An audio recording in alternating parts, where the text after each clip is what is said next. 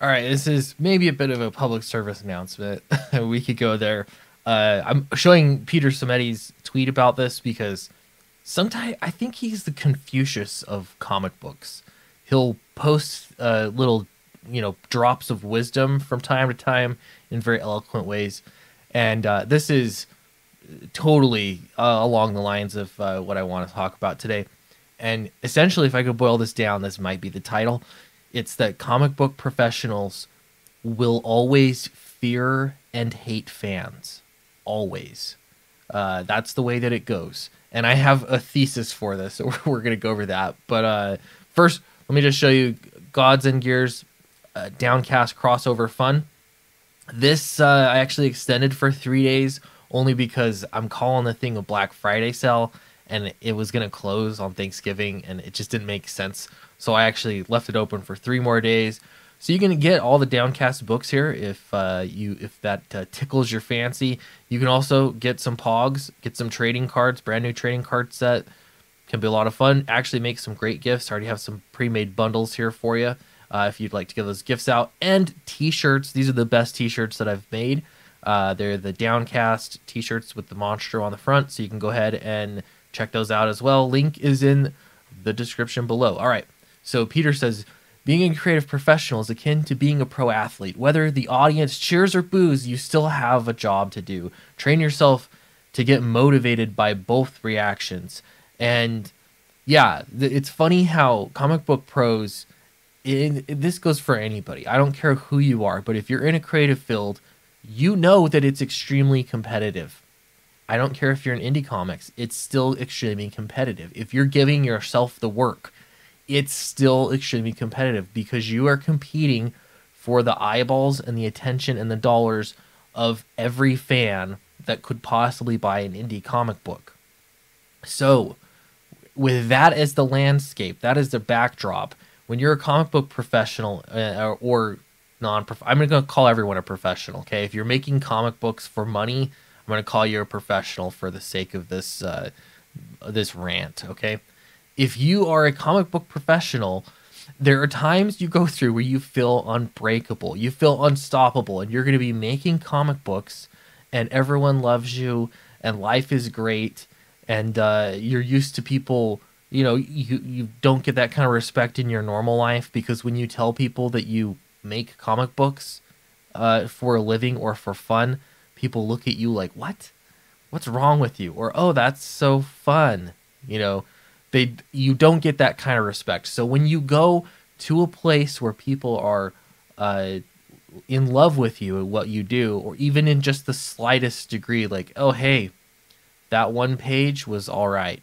You get this high and ultimately you think that you are unstoppable in that moment. All right. And you can imagine the extremes of this in any direction, but any kind of back pat you get, you feel like $1,000,000 because finally someone's recognizing that what you're doing is worthwhile. And maybe you're making some money from it. Let's say I'm calling you a professional. So you're making some money from it. You feel amazing. And at that moment, you're one of the most generous people out there. It's easy to thank fans. It's easy to, just revel in your comic professionalism. All right. So at the same time, if someone is critical of you, and I can tell you this happens from good places and from bad places, and who cares what the motivation is, you suddenly realize that your foundation that you feel like is made out of concrete is actually a house of cards. And once you realize it's a house of cards and the whole thing could come tumbling down and you think this one person posting a bad review of my comic book could destroy everything. Everything I've worked so hard to build, they could destroy. Because fans they'll leave. They will go read somebody else's stuff. They have no loyalty to you. Okay? That is the number one fear of a comic book creator, that fans will leave. So there's some reactions to this. There's so good wrong, good riddance. So long. I don't care. There's that. That's a little bit of cope. And so you'll get people like, I've got Ron Mars here, Comic Skater showing up in my notifications to be blocked on the day before Thanksgiving is I'm fairly certain the definition of a turkey shoot. Oh, that's so cute and creative, Ron Mars.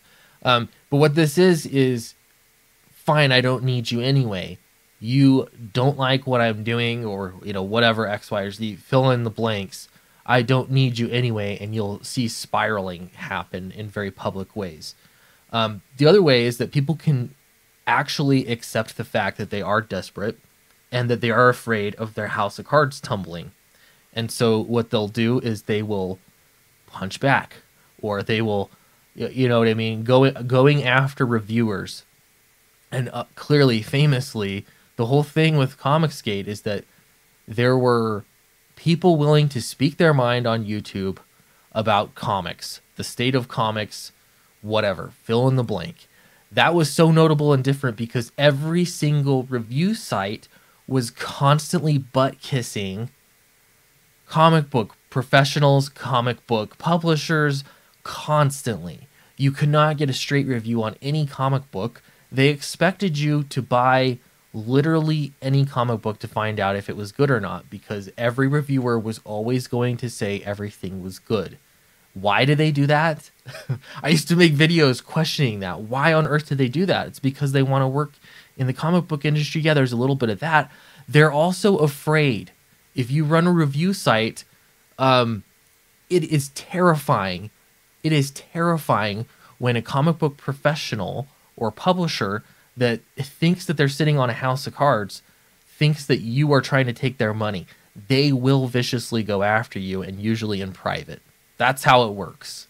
And so review sites are always going to kiss the butt as much as they possibly can because they're afraid of being stamped out. So will this change in the comic book industry?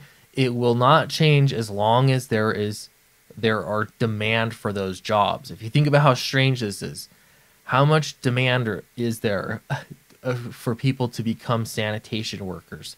People are just dying to become sanitation workers, and if you leave, if you quit, somebody else is going to come in and take your spot. Clearly, that's not how it works in the comic book industry. Even during this economy, when I know around here, it's very difficult to find employees to workplaces because everyone's sitting at home. I don't know, what are people doing besides working? We cannot find workers to do so many things. But still, in the comic book industry, there are far more people that want to be working in it than there are actually working in it. So every one of them will go through these, neuroses of I'm unstoppable to I'm sitting on a house of cards. And if you get in the way, if anyone feels, like you are in the way of their money, they will either publicly try and benefit from you publicly, like Ron Mars here, or they'll privately go after you, like I'm sure those review sites have experienced time and time again. Not only that, but just talking about anything on YouTube, you will get private messages from people who think you're messing with their money or whatnot. So that's the way that it works. So you have to understand this. To someone, again, like Ron Mars is an example here. You're not real people. You are a game. When he's bored, he gets on the internet and he goes to Twitter and he'll poke fun at people and he'll have fun. He's playing a video game. That's essentially what it is. You're not real people and you're not real fans. That's one way to cope. The second way is to think that you are some evil. And because they can't see you and they don't know you, I think about anybody that I've ever had any kind of mild to moderate beef with on the internet. If we had met in person and sat down in person, it would be a totally different experience because you realize how stupid and petty just human beings can get. I mean, the internet stuff is so small, and yet at the same time, it can feel so big in the flip of a coin, just an instant later. So anyway, public service announcement.